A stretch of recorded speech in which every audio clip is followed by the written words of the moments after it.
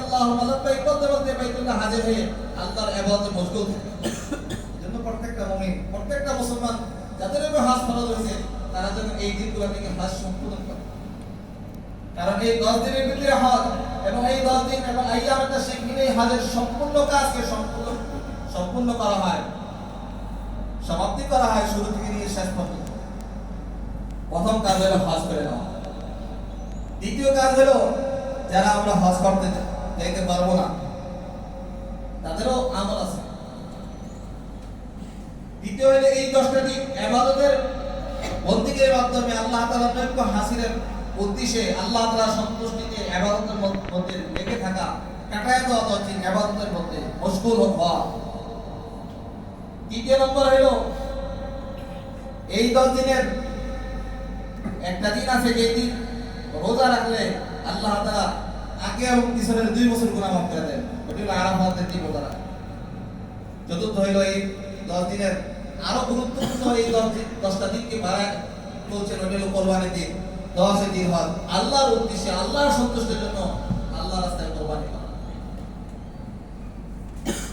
কোরবানি করা ওয়াজিব তাদের উপরে যাদের সামর্থ্য আছে। কোরবানির বস্তু কোরবানি করে আল্লাহর রাস্তায় হারাম মাল দিয়ে, হালাল পণ্য দিয়ে, হারাম যেন না হয়, পয়সা যে হালাল হয়।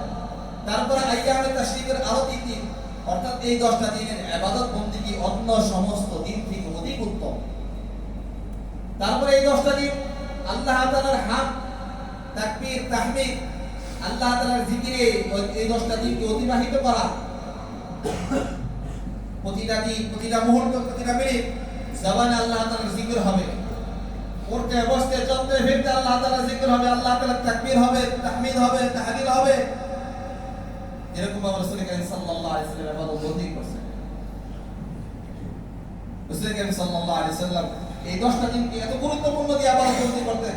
অন্য দিনগুলা কত গুরুত্ব দিতেন, অন্য দিনগুলা থেকে বেশি গুরুত্ব এই 10টা দিনকে দিতেন। ইবাদত বন্দেগীতে মশগুল হইতেন।